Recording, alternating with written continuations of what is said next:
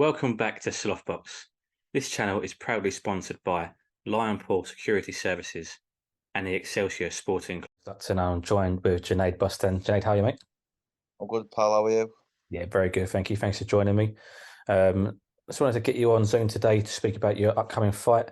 You're fighting again in October. The 7th, Corey McCulloch is the opponent. You're looking to go 7-0. How much do you know about your opponent, first of all? I mean, I know he's Scottish champion. His game. He's got a winning record. He's only lost to decent lads. He can punch a little. He can have a go. He's got off the floor a few times, then came back and won. So I know he's tough, but I think when you're coming against me, you're gonna need more than that to have any shot. Any shot. You yourself, I see 6-0, 5 knockouts, and you mentioned that McCulloch's been dropped a few times already. And although he's come back and competed and won these fights that he's been dropped in, does that give you plenty of confidence going into this fight that you can stop this guy? Definitely so. I do believe I get him out there in 4 or 5 rounds. I don't see why not. I see I'm going to put an explosive performance on, and I feel he's just going to walk onto the shots. And if he doesn't walk onto him, I'll go to him. I'll step to him. So regardless of how he wants to go about it, he has no say in the matter. I'm going to win. I mentioned 6-0, 5 stoppages. They came in your first 5 fights. Your last fight, you went the distance. How did that feel to get all the rounds in for the first time? A bit underwhelming, if I'm honest with you. It's the first time I've went the distance. He's a tough bloke. Fair credit, a lot of credit to him. But I just do believe, under the circumstances of how I went into that fight, I believe if I was a full fit version of myself, full of health, I could have got him out of there. But credit when it's due. He did the distance, and I wish him all the best in however he goes about his career. When you go into a fight, do you look for the knockout? Do you want to finish the fight early? I mean, I wouldn't say I go looking to finish it early. I look for the opportunities. If the opportunity's there, I will take it. Is it an objective to get the knockout? I mean, I'd say so, but the main objective is to win and to look good doing so. And if the knockout comes, which it has been doing for the most part of the fights, then I'll take it. I know Grant and Pierce down the gym, they won't be telling you to look for the knockout. And what's it like to work with these guys in the gym down at Steel City? I mean, it's brilliant. Obviously, I've been with Grant Pierce since 12 years of age.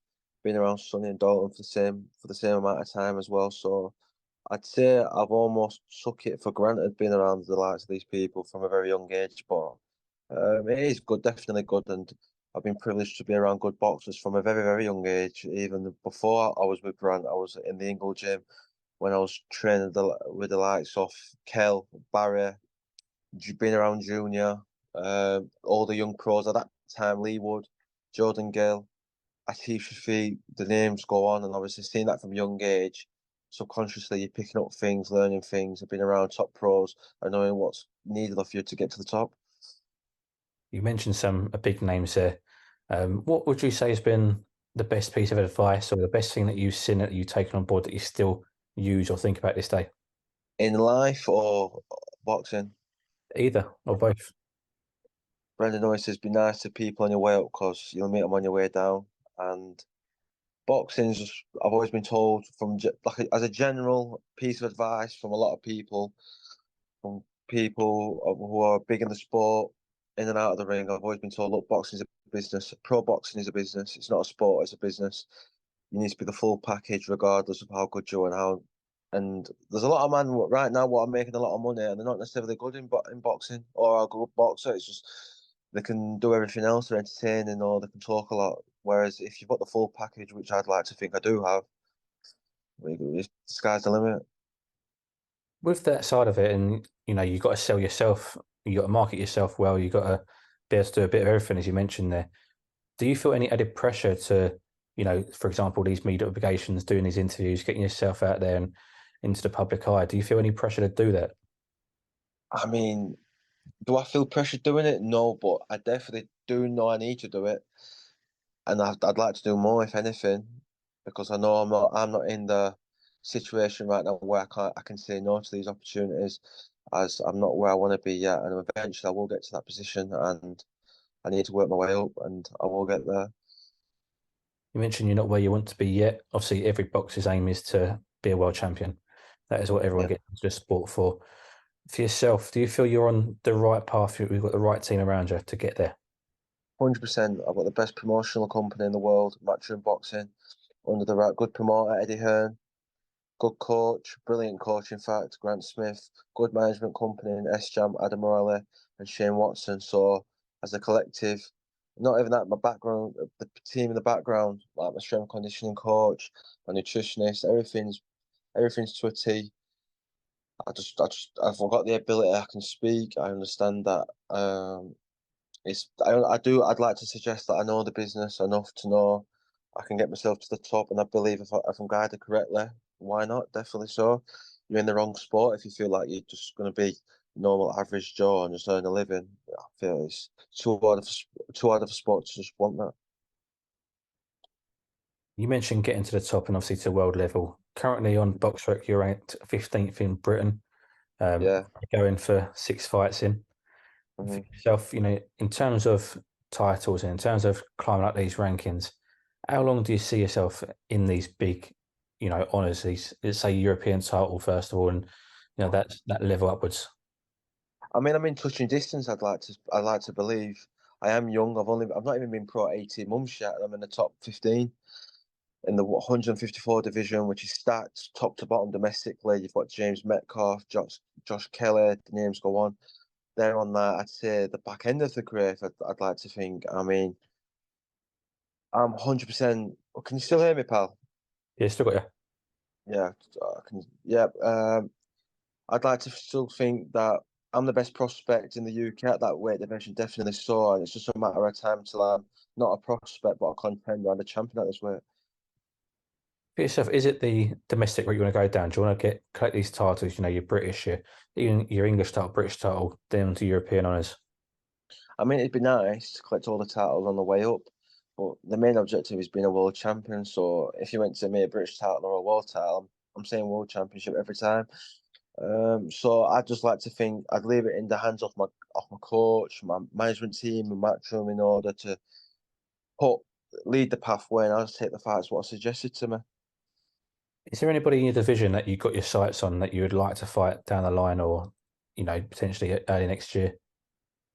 I mean, the ones that are making me the most money and the one with the belts.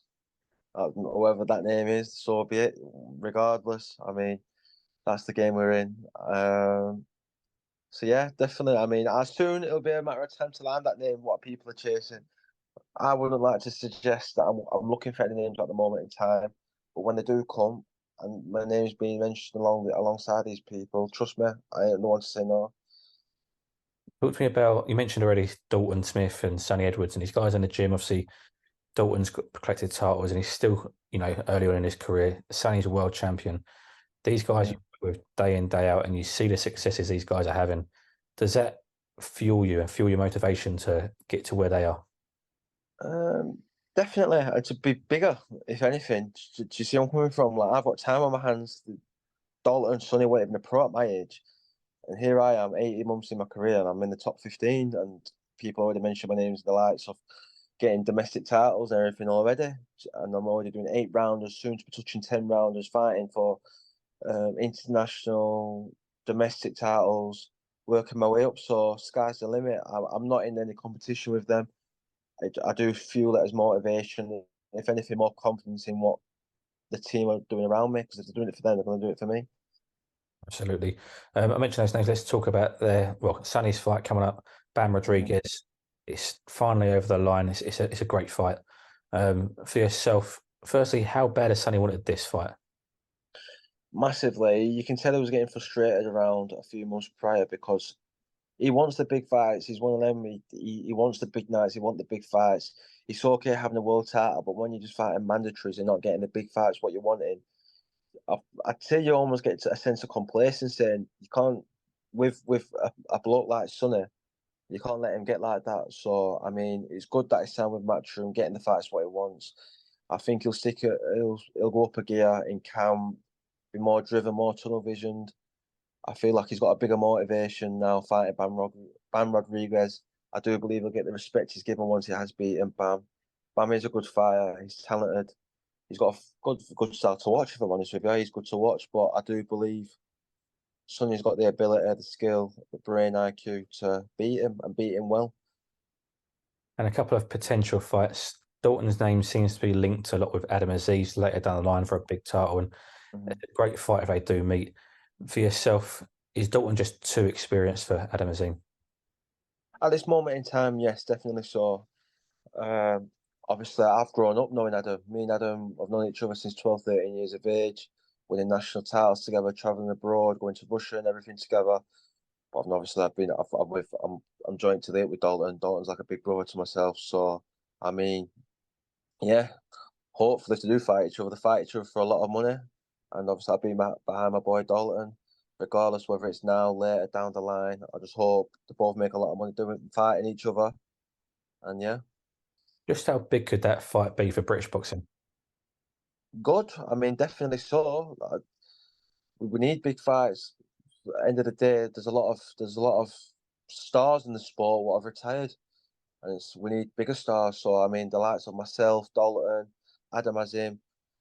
There's other names, obviously, what I've not mentioned. We're the ones what I need to almost get past the torch and lead it. So the bigger fights that we have in this country, the more potential it is, and the more like we're going to inspire the rest, the younger lot coming up.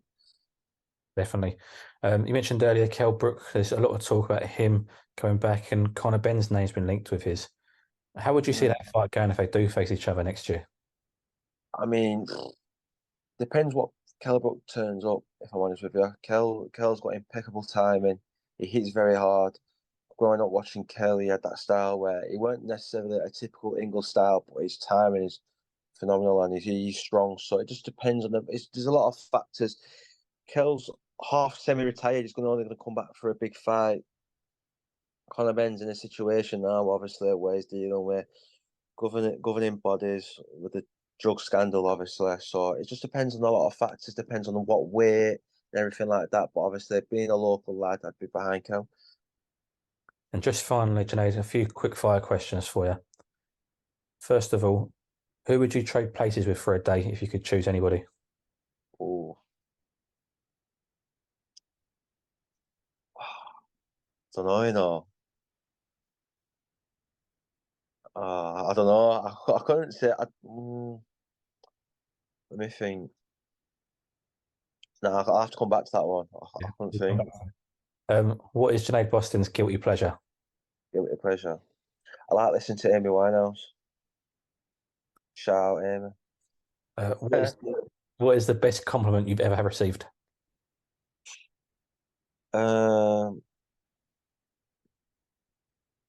I don't know, because I don't really let compliments get to my head. I always think people are being sarcastic, but I do get often that I fight like Naz.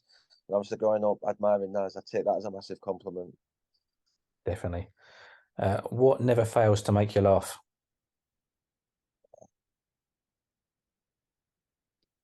Oh, there's this video of this guy on police interceptors. I watched it earlier on TikTok, and he's going, "What's your name?" And he goes, "Gotta be Sean." I watched it on TikTok, quite funny that. But yeah. Oh, and an idiot abroad, Carl Pilkington. He's quite funny. What is the worst piece of advice you've ever had? Oh, I've been given a lot, if I'm honest with you. Signing with certain people in boxing. Perfect. And back to the first one, person you trade places with for a day? Very contradictory because they're so different in personalities, but Khabib because of the love what he gets in his country and from the Muslim people. And probably Conor because he's a fucking mad bastard and he has a mad life, so one or the other. Fantastic. Well, Junaid, thank you very much for your time this evening, and I wish you all the best of luck in your next fight, mate. Thank you very much, James. Appreciate it.